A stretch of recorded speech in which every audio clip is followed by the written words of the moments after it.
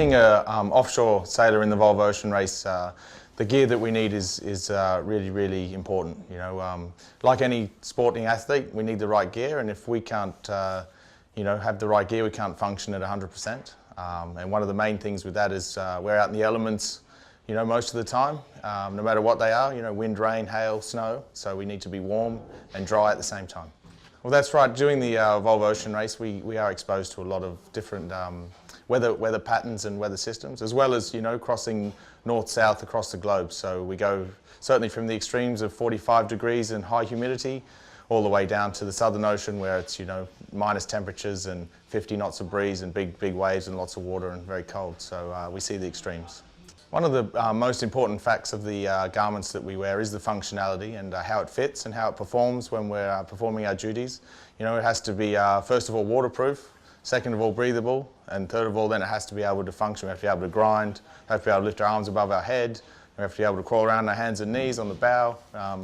Definitely the gear has to be functional, it has to fit well, no chafe places, because we're wearing the gear for 20 days at a time, so everything has to fit perfectly and function really well.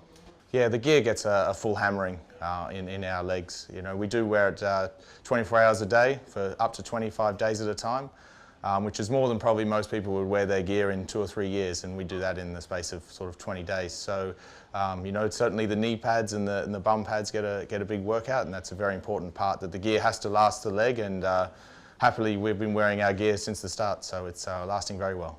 Our Zhik has been amazing, to standing up to the test in the full extreme conditions that we encounter.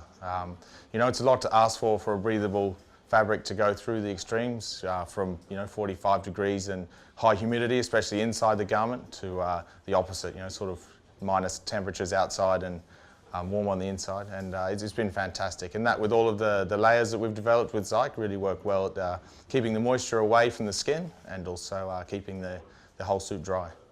Well, working with Zhik was a great thing for me personally and Team AkzoNobel, because they're such a dynamic group of young designers that they're happy to take on board any ideas, and they also came with a whole range of their own ideas, to try and push things along. They're really happy to move along, and one of the greatest features we helped them develop was the zip-on hood idea that they have on all of their Ice Attack offshore products.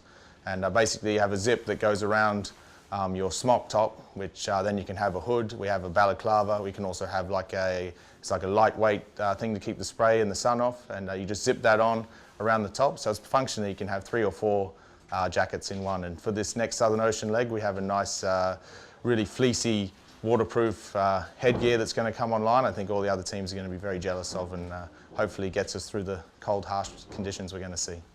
Well, Zhik's been fantastic. Now we're halfway through the Volvo Ocean Race. I think a lot of us now are starting to rotate to our second round of gear, which is phenomenal, really.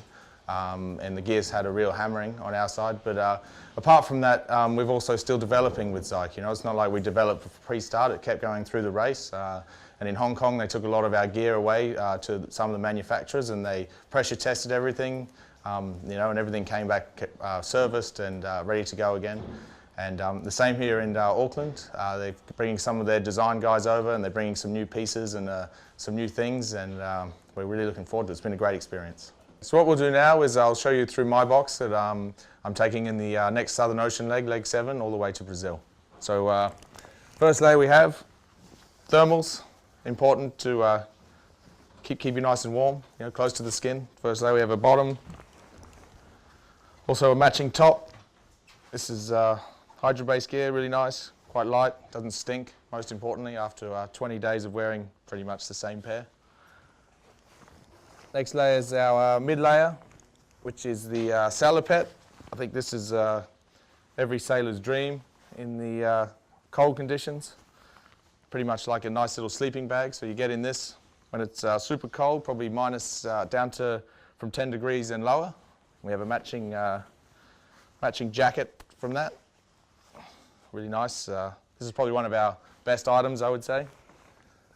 Once you go from that, you start going through our outer layers, this is our offshore smock. So you can see no zip down the front. This is the zip-on features we have here, which then we can run things like a neoprene balaclava with the zip.